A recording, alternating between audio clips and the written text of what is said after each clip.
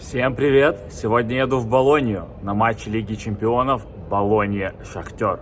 И Табас отвезет меня в Болонью всего за 5 евро.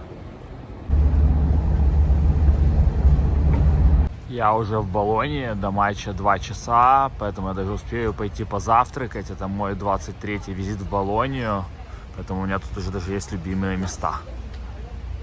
Этот баннер висит тут с 22 года, и это особенно символично, учитывая, что сегодня приехала команда из Донецка, многие фанаты которой покинули свой город из-за войны еще в 2014 году.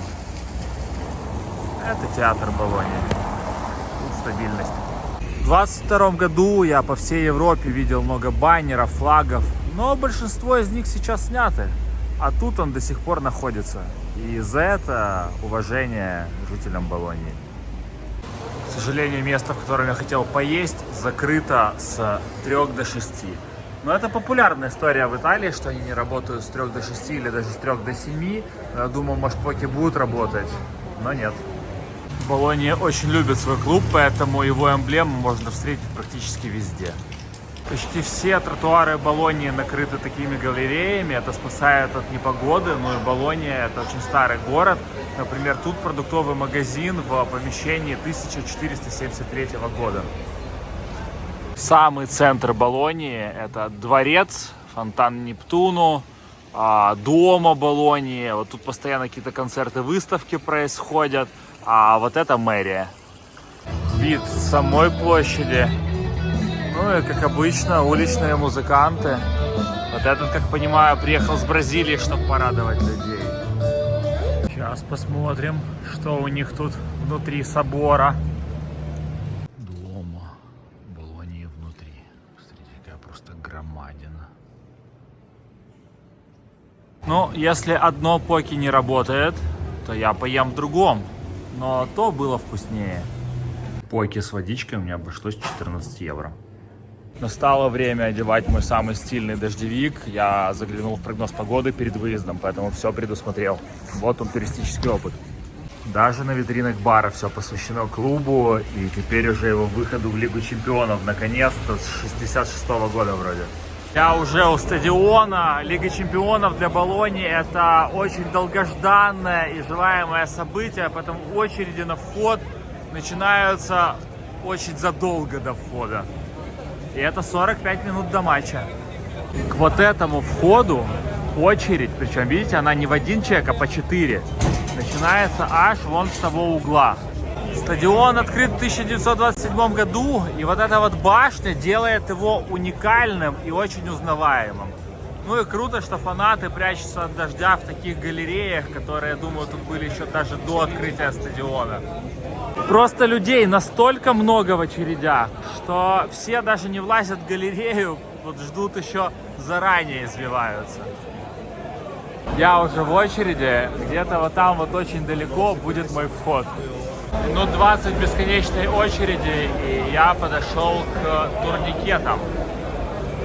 Тут зона стадионного бара и магазина, но я отправлю сразу наверх свою башню. Стоят стюарты и просят всех пригинаться, когда проходишь перед камерой. Я уже на стадионе, вот гостевая Шахтера, и, к сожалению, я сегодня не там, но есть на это причины. Вот растянули украинский флаг. Гостевую можно было взять на сайте Шахтера, это стоило порядка 50 евро. Но я собираюсь минимум на 3, а может и на 4 матча Болоньи, поэтому я купил пакет Лиги Чемпионов за 335 евро. И поэтому у меня места на центральную трибуну на все матчи.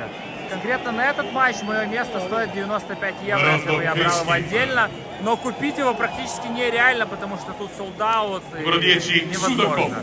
Все слишком ждали Болонью в Лиге Чемпионов. Так тепло наши фанаты встречают объявление каждого игрока. Это курва, это Болонья. Всегда полная, всегда активная. Какая удача, что я взял дождевик. Тут просто льет, как из ведра.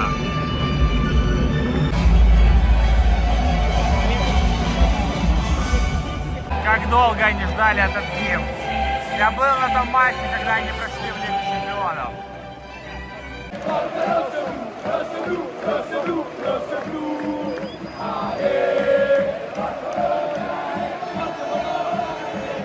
Посмотрите на цвета формы Шахтера.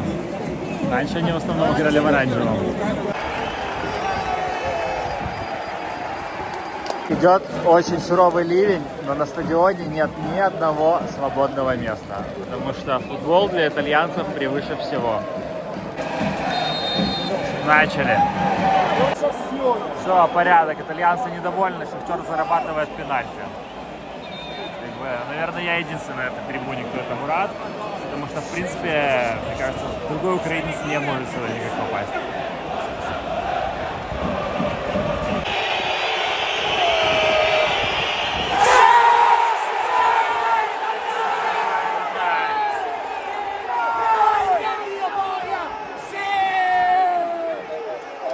Но, к сожалению, пенальти отбили.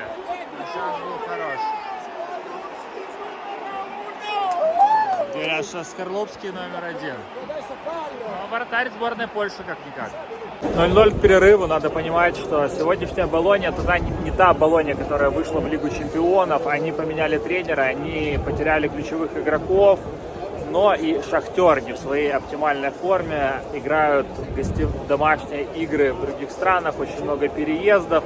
Поэтому, к сожалению, мы приехали тут не фаворитами, хотя по очкам УЕФА мы выше, и мы со второй корзины.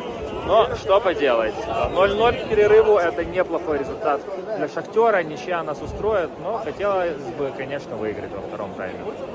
Начали второй тайм. Удачи нашим парням. Надеемся на победу. Наш флаг чуть-чуть оживился.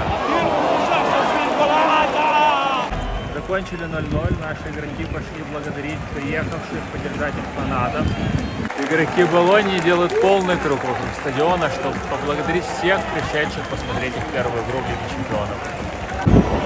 Конечно, это не тот результат, который фанаты Болоньи ожидали от команды. Они ждали победу, но все равно они благодарны своим игрокам. Все-таки молодцы наши фанаты, что ездят, несмотря ни на что. И они тоже весь матч провели сегодня под этим ливнем. Обычно я провожу матчи в Болоньи под этой башней, но сегодня мое место заняла камера. Как-то я был на той трибуне, правда, как фанат Ювентуса. Но не потому, что я фанат Ювентуса, тут был солд-аут, и это был единственный шанс взять билеты на тот матч. И это был тот матч, когда Болонья вышла в Лигу Чемпионов, было грандиозное празднование с пиротехникой, со всем. Я про это снял выпуск, он уже есть на канале, в конце будет ссылка и в описании. Фанаты Болоньи даже после матча не хотят расходиться, даже несмотря на погоду. 0-0 это результат, устраивающий Шахтер. Да, в лучшие годы мы бы не заметили эту Болонью, но учитывая нынешние реалии, когда команду покинуло огромное количество топовых легионеров, когда команда постоянно в дороге, когда домашние матчи проводятся в других странах, то, что мы увезли очко из Болоньи, это хорошо, потому что мы выходили не фаворитами, а аутсайдерами. Среди фанатов Болоньи, конечно, чувствуется легкая неудовлетворенность. Конечно, с одной стороны, несчастливы, что наконец-то Лига Чемпионов снова не в городе. С другой стороны, сегодня они ожидали победу. Ну и в целом в этом сезоне пока их клуб показывает не лучшие результаты. Кажется, они на 16-м месте после 4 туров серии А. Вроде ничего гениального, но вот эти вот роллы, это тесто, внутри которого сыр, я почему-то беру именно обычно возле вокзала Болоньи. И это супер вкусно, ну стоит там 3 с копейками евро. Болонья находится в центре Италии, поэтому тут огромный, многоуровневый, очень запутанный вокзал. Почти все поезда, куда бы они ни ехали, едут через Болонью. Часто езжу с Болоньи на автобусе, но сегодня решил поехать на поезде, чтобы побыстрее приехать. И тут на тебе, почти все поезда задерживаются. Вот это, видите, колонка, вот это на 125 минут, на 60, на 95. Мне кажется, мне чуть-чуть не повезло сегодня. На мою платформу в мое время приехал поезд моей фирмы, но он едет совсем в другое место, просто это опоздавший поезд, и мой опаздывает. Но так, если невнимательно быть, можно уехать вообще не туда, куда планировал. Если купить билет на скоростной поезд заранее, то из Болоньи в Милан можно доехать за 14 евро. Вас еще чуть-чуть покормят и напоят. Я уже на центральном вокзале Милана. Рад, что удалось съездить на Шахтер. Конечно, ливень сделал просмотр этого матча достаточно специфическим, но тоже интересный опыт. Результат неплох, ничья. Будем надеяться на победу Шахтера дальше. У меня впереди еще очень много матчей Лиги Чемпионов, так что буду рад вашей подписке, и не только Лиги Чемпионов. Ну, и если хотите больше про Болонью, то тут оставлю видео о моем одном из выездов в Болонью, когда они праздновали выход в Лигу Чемпионов, и я был на гостевой трибуне Ювентуса. Это был не последний мой выезд в Болонью, но последний, который я снял до вот этого. Спасибо за просмотр.